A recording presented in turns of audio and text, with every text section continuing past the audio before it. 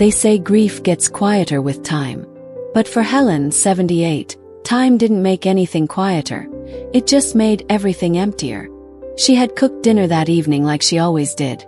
Mashed potatoes, green beans, and a bit of chicken. Just enough for one. She still used the same plate her husband used to prefer.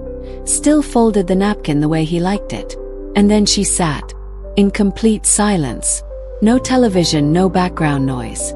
Just the steady tick of the kitchen clock and the sound of her own breathing. It had been 5 years since he passed. 5 years since anyone had called her darling.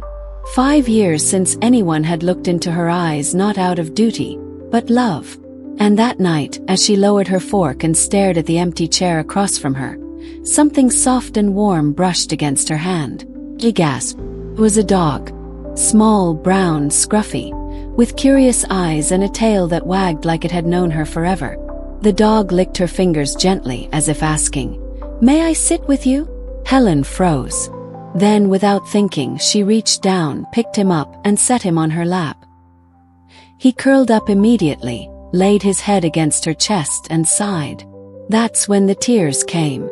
Not because she was sad, but because, for the first time in years, she was no longer invisible. She later found out the dog's name was Max. He belonged to a neighborhood therapy dog program that paired senior citizens with animals trained to offer companionship, affection, and presence, especially to those who lived alone. What Max did in that moment was something no medication, no phone call from a distant grandchild, no well-meaning pamphlet about aging gracefully could do. He reminded her she was still alive, that her presence still mattered. That night, Helen didn't finish her dinner. But she did something far more important. She talked to Max about her husband, about the garden they used to grow together, about her fear of forgetting the sound of someone laughing with her. And Max listened the way only dogs know how, without judgment, without interruption, without needing anything in return. What started as a silent dinner ended in something closer to healing. And that was only the beginning. Loneliness doesn't announce itself. It doesn't slam the door or make dramatic exits. It slips in quietly, in the form of one empty chair, one unanswered call, or the silence after someone you love stops showing up. For millions of older adults across America, this silence becomes a way of life. At first, it's just small things. Forgetting to water the plants, turning the TV volume a little higher because the sound of voices feels comforting, even if they come from strangers. But over time, the stillness seeps deeper, into the bones, the chest, the mind. Days blur together. Meals lose their flavor. Even waking up starts to feel like a chore. According to the CDC, loneliness and social isolation in seniors are associated with a 29% increased risk of heart disease, a 32% increased risk of stroke, and even a 50% greater risk of developing dementia. But beyond the numbers lies something more profound. The subtle erosion of self-worth. People don't just miss others. They begin to miss themselves, the version of who they were when someone else needed them, laughed with them, held their hand. Helen had once been the life of her community garden, organizing potlucks and hosting coffee mornings. But when her husband passed and friends began moving away or falling ill, the invitations stopped. The phone rang less. No one knocked anymore. Her world didn't fall apart. It just quietly shrank, one day at a time. And yet, her story is not unique. From bustling cities to quiet towns across the country, more than 1 in 3 adults over 45 report feeling lonely on a regular basis. The numbers climb even higher after age 70. For those living alone or in care homes without strong community engagement, the effects can be both emotionally and physically devastating. But here's the thing about loneliness. It's not a weakness. It's not something shameful or rare. It's the body and soul's natural response to disconnection, to the fading sense that you matter in someone else's life. And that's where something as simple as a heartbeat wrapped in fur, a nudge from a wet nose, or the unconditional presence of an animal can make all the difference. In Helen's case, Max didn't just walk into her living room. He walked into her world and gently held the door open again. What Helen experienced with Max wasn't just a sweet coincidence. It was part of something much bigger, something called animal-assisted therapy, or simply AAT. It's a quiet kind of medicine. No needles, no prescriptions, no complicated side effects. Just fur, breath, and presence. AAT is built on a simple but powerful idea. Sometimes, healing doesn't come from words. It comes from being seen, accepted, and gently loved, even if the one doing the loving walks on 4 legs. Across the United States, more and more health providers, retirement homes, and senior centers are turning to train therapy animals. Dogs, cats, even miniature horses, to help older adults reconnect with life. These animals aren't circus performers or emotional props. They're companions with a job: to show up, to stay close, and to help rekindle something many seniors thought they had lost forever: a sense of connection. Unlike humans, animals don't try to fix things. They don't rush you, don't offer cliches, don't talk over your pain. They listen with their eyes. They respond with gentle nudges, warm bodies leaning close, or simply by staying. In that silence, something begins to soften. The knot in the chest, the wall around the heart, the numbness that's grown thick with years of feeling forgotten.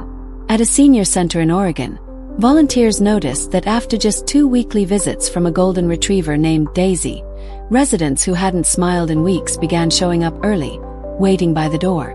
One man who rarely spoke whispered to her, "You remind me of someone." That was all he said. But his daughter later called to say that was the most he had said to anyone in months. There's no textbook definition for what these animals awaken. Some call it peace, some call it memory, some call it love. But whatever it is, it's real. It's measurable. And it lingers long after the animal has gone home. In Helen's case, she didn't know what to call it either. All she knew was that, after Max, she started humming again while she cooked. She watered her plants again. She found herself standing at the window around 4 p.m. every day, just in case someone or something might be on the way. She didn't call it therapy. She just called it life coming back. In a quiet nursing home just outside Pittsburgh, a man named Mr. Thomas sat by the window every day, staring out at the courtyard like he was waiting for someone who would never come. He was 82, a retired Marine with a spine straight as a flagpole and a voice he no longer used. He had lost his wife 2 years earlier, and since then words seemed to lose their purpose. Nurses said he never spoke, never smiled, and refused to join group activities. He wasn't rude, just gone. As if something had switched off inside him, and no one could find the light again. Then came Gray. Gray was a therapy cat, older than most, with silver-tipped fur and pale green eyes that seemed to look straight through people. He didn't like noise, didn't chase string toys, and certainly wasn't cuddly. But when the volunteer brought Gray into the nursing home for the first time, something unexpected happened. Gray walked past the common room, past the television noise and board games, straight down the hall, and stopped outside Mr. Thomas's door. The staff watched, puzzled, as the cat sat and waited. After a few minutes, they cracked the door open. Gray stepped inside like he belonged there. He leapt onto the windowsill beside Mr. Thomas, curled his tail around his paws, and simply sat. No meowing, no purring, just stillness. Mr. Thomas didn't move for a long time. But that evening, one nurse swore she saw his hand shift, ever so slightly, toward the cat. The next day, it was a full stroke across Gray's back. By the end of the week, Mr. Thomas was feeding him bits of chicken from his dinner tray. But it was on day 12 when something truly changed. A volunteer overheard Mr. Thomas whisper, barely audible, "You're quiet." Just like her. No one interrupted him. No one asked questions. But every day after that, Mr. Thomas had someone to talk to. Not a therapist, not a friend. A cat who didn't ask for anything but space to sit and time to be near. Gray never tried to fix Mr. Thomas. He didn't fill the room with noise or pretend the pain wasn't real. He just stayed. In that sacred silence only animals seem to understand. Over time, the man who hadn't spoken in years began talking again. Just in short bursts. About the war. About his wife. About fishing. About the sound of summer storms.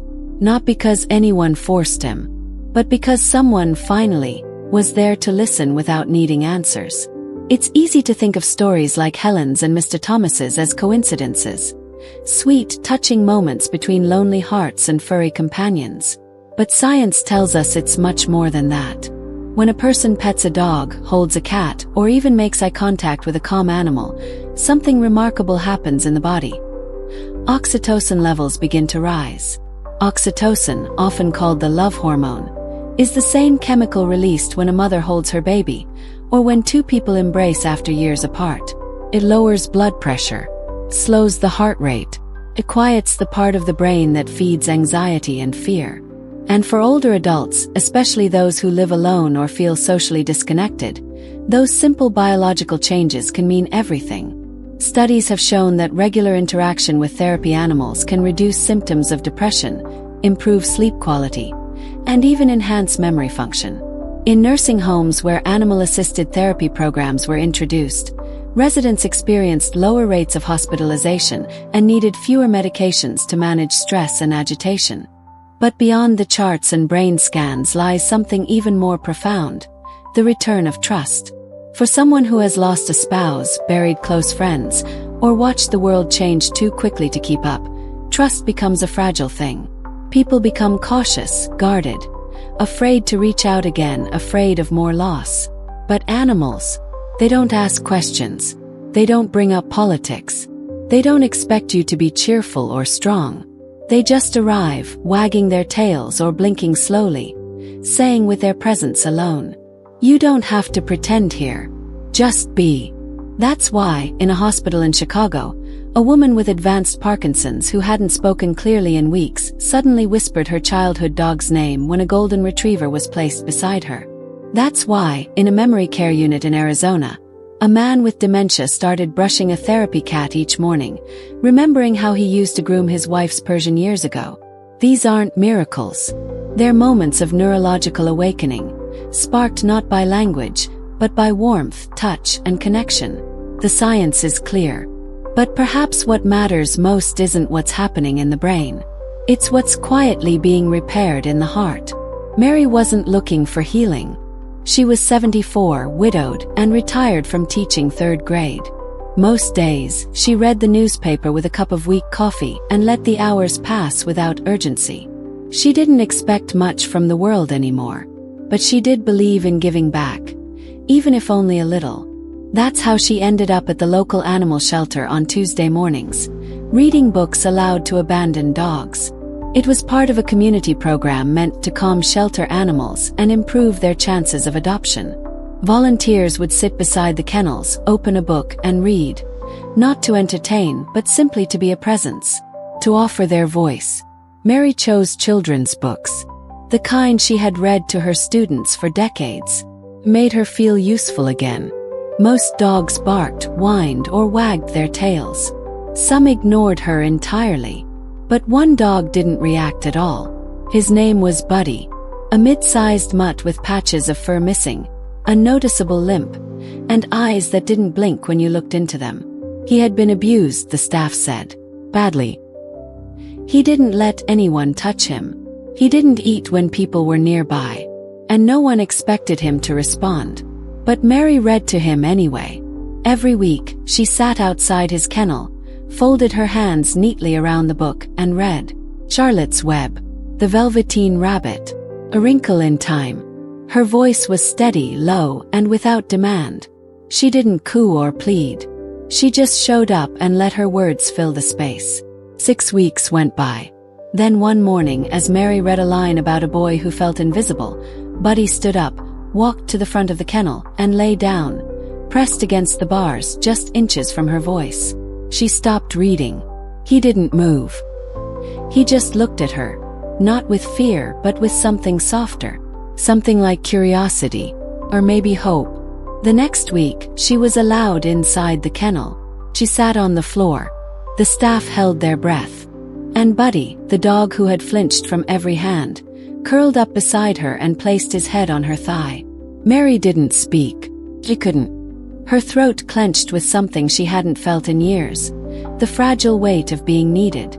Later that day, someone asked her why she kept coming back. She smiled and said, "Because when no one else listens, a dog still might." But the truth went deeper. Buddy didn't just need saving.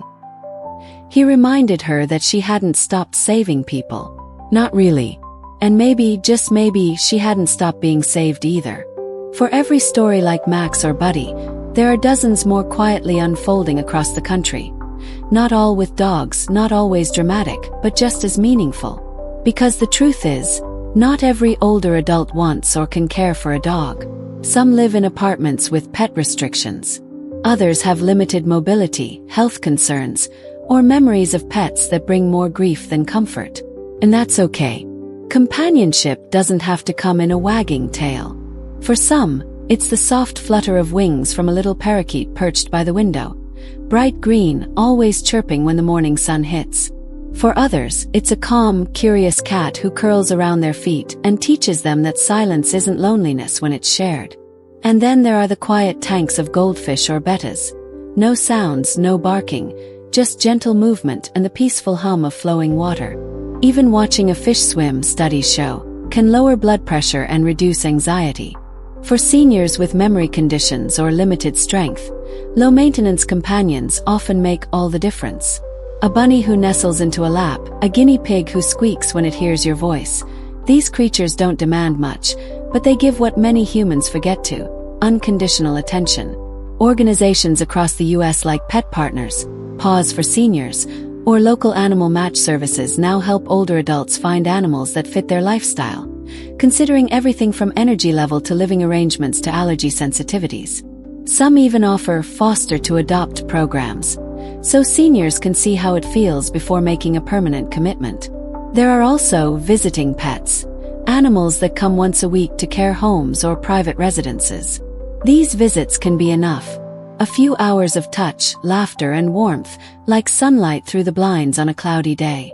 What matters isn't the type of animal. It's the bond. The gaze that says, "I see you." The small routines that give structure to the day. Feeding, brushing, sitting together at the end of a long afternoon. These rituals, however small, create meaning. And for someone who spent too many years listening to clocks tick in empty rooms, even the sound of a cat purring can feel like a choir. Because at this stage of life, companionship isn't about excitement or entertainment. It's about being reminded, in the quietest way, that you're still worth showing up for. Helen passed away in her sleep on a quiet Wednesday morning. There was no emergency call, no panic. Just the softness of a pillow beneath her head, the stillness of morning light pouring through the kitchen curtains, and Max curled up beside her, as he always had been. The nurses said he didn't move for hours. He lay there, nose tucked beneath her hand, like he was waiting for her to stir, to hum a song while making tea, or chuckle softly as she read aloud the newspaper headlines. But she didn't. And Max, loyal as ever, stayed right by her side until the very end. After the funeral, the local therapy animal program stepped in to find Max a new home. A retired couple took him in, both volunteers at the very shelter where Max had once trained. But they said something strange happens every afternoon. Around 4 o'clock, the same time Helen used to sit by the window, Max walks to the front door and waits. Not whimpering, not restless, just waiting. No one knows what he's looking for. But maybe, just maybe, it's not about looking. Maybe it's about remembering. That's the part of animal-assisted therapy no one tells you about, the quiet legacy it leaves behind. These animals don't just show up to fill the silence. They become part of your story. They anchor the days, revive old routines, and stitch together the broken places where grief once lived. And even when they're gone or you are, something remains. A rhythm, a scent on the couch cushion, the invisible habit of setting 2 bowls at dinner instead of 1, the echo of paws padding across the hallway, the memory of being needed and loved without having to earn it. In the end, it's not about the breed or the training. It's not even about the therapy. It's about the presence. That quiet, unwavering presence that says, "You are not forgotten. You are not a burden. You still belong here." For every older adult facing long afternoons and longer nights, there's a Max, Gray, Buddy, a reminder that even in the final chapters, the heart can still find its way back to love, through a tail wag, a soft nudge, or the silent promise of pause beside the bed. Because sometimes the most powerful kind of healing comes with fur.